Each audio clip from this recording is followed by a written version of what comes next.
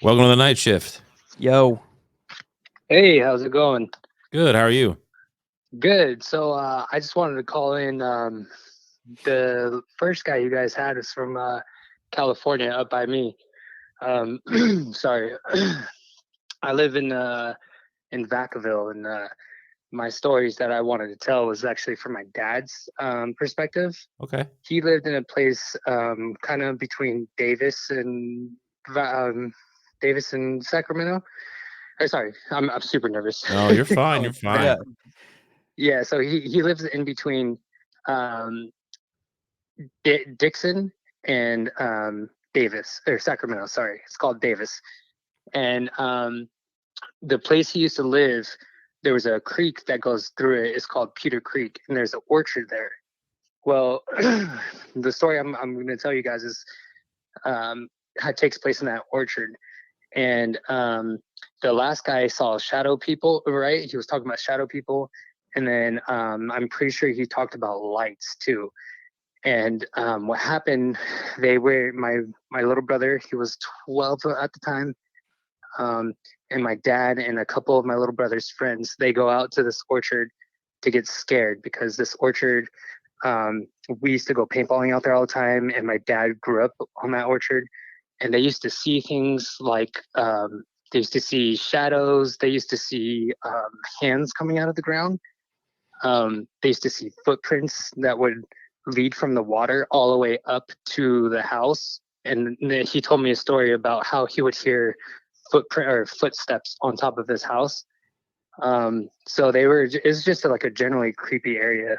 Well, my little brother and my dad are out there, and my dad has a toy hauler. So they're all making this really sharp turn to go into the orchards right by the creek there. And my dad tells my little brother to get out with his friend, so they won't hit any trees or scrape the toy hauler. Um, so my little brother gets out. Him and his friend are looking at the trailer, and they're kind of guiding my dad. My little brother and his friends start freaking out, and they run to my dad and they say, something's in the trailer, something's in the trailer. They jump through the open windows because they still have, I think there was 5 of them at the time, and they still had friends inside the cab with my dad's truck. So they jump in through the windows, and they're like, something's in the truck. And my dad says he can hear like grunting, and he can hear the trailer shifting back and forth. So they look out the window, and my dad describes it as seeing a horde of shadows, like horde of shadows coming from the creek up towards the driveway there. And he says they like gun it because they're all freaked out. The kids are screaming. Everybody's like, "What the heck is that?" So he says he looks out the window and he sees these shadows start rushing him. And he says, like, the best description is just pure blackness and the black of night, right? Like, so it's nighttime right now. They're looking at outside. These shadows are darker than the night. And he says he sees one of them drop his head and hit the side of the trailer. Like, it actually hit the trailer. They heard the impact, and then he heard 3 more impacts. Boom, boom, boom, boom. And so they're gunning it. They're moving out of there. They're trying to go as fast as they can. It was also raining. I forgot to mention that. So they make it out of the orchard there, and they turn right. So as they're turning right, they're looking towards the orchard, and my dad says he starts seeing these lights that are coming from the orchard. But the way the orchard is set up, the Pewter Creek runs through the back of the orchard. So there's no way possible that these lights could be following my dad and my brother. It's literally like chasing my dad and brother. And as they pass the orchard, the second they pass the property line of the orchard, the lights stop. And he says, because I questioned him, I was prepared to do a like in depth like uh, conversation about this, but my nerves are kicking in. And I'm like forgetting all the details. So I interviewed him like for 2 hours yesterday for this, uh, but I'm just nervous. So um, he said once they hit the property line, the lights just stopped and they wouldn't pass the property line. And once they passed off, they were just quiet, in shock, had no idea what the hell just happened. And they didn't talk about it for like 2 weeks. And then finally, my little brother's like, "Hey, what did you see, Dad?" And my dad's like, "There were like dark shadows." And my little brother and his friends talked about it. And then they all came over and they talked about it. And they're pretty scarred for life. They haven't gone back since. And what's crazy is the guy who lives there, um, he described them as three-dimensional demons. And we used to go paintballing out there in that orchard all the time. And we'd be out there until, I don't know, like 6 o'clock, 7 o'clock. Once the sun started going down, he would walk up with his two dogs and he'd have flashlights and he'd be shining up in the trees. And we'd be like, "Hey, Bobby, what are you doing?" He's just seemed like a crazy dude because the inside of his house was like all lined with foil. And he had this big giant pool that he let overgrow and it was just like completely green. And he was like, "Oh, don't let the cats get by there because the fish will eat them." And he had like these giant fish inside his pool, but he was just crazy. Like we thought he was just crazy. Oh yeah, and his cement was covered in dirt inside his house. His floors were covered in dirt. And we were like, "Dude, Bobby, what's going on?" He's like, "Oh, I'm just looking for looking for beings inside a tree." And we're like, "What?" Well, after that night, he said my dad got in contact with him. He's like, "Hey, we saw these things there. And the guy was like, "Oh yeah, those are the three dimensional demons. I don't walk around this property anymore because of them." And this guy would walk for hours in the middle of the night, and because of that, he was like, "I'm done." So I had to call him because the first caller was like talking about the shadow people, and then the lights, and I was like, "Oh shit!" I was planning on calling in, and it just felt like super synchronistic. So I was like, "I gotta call in." What? My brain. Yeah, My brain is gone. I know. When I was gonna call in, I had two stories. My dad, he's married to a Native American, and they go up to the hills on her reservation, and she puts him under, and he has like past life regressions, and she films all of these. And he had a Spanish conquistador come through one time. He had a super famous Mexican actor. He died in a plane crash, and my dad saw the crash through the mechanic's eyes, and he had no idea who this person was. He just remembered this like bracelet. And when the Mexican actor, when they crashed and they recovered his body, all they found was like a charred body and that bracelet. And that's what stuck out to my dad. Well, when they went back and they looked for this person, they were just trying to figure out who was with them. The mechanic, my dad's super fascinated with aircraft. He's like completely fascinated with aircraft. He'll look at plane crashes. Like he's just like fascinated by plane crashes and all that stuff. And my dad was able to describe like what he was seeing. He said he saw the flashing lights. He was in an aircraft. They're going down, and he would just remember that bracelet. Well, when my stepmom looked it up, the picture of the mechanic that died in the plane crash looks exactly like the picture of my dad from when he was 18. And they died, and they're pretty much the same age. And I was like, "Oh my god!" It just blew my mind.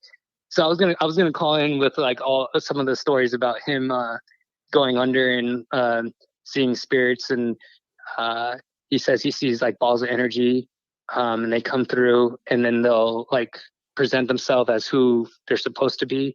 He says he sees like a pool of energy, and he'll hear them, and they're just trying to communicate through my dad to my stepmom. And she like relays the message, and then my dad like basically says he forgives them or like passes off the message, and then he'll feel like just pure happiness. He'll wake up crying, and he'll just feel warmth, and he's like, I literally watched them go to heaven. And he said the thing that drove me nuts was he said he saw there's always three beings that are up there with him. And my mind instantly went to the Bledsoes. And I was like, "Dad, did they have anything on their chest, like a diamond or a triangle, like the Bledsoes talk about?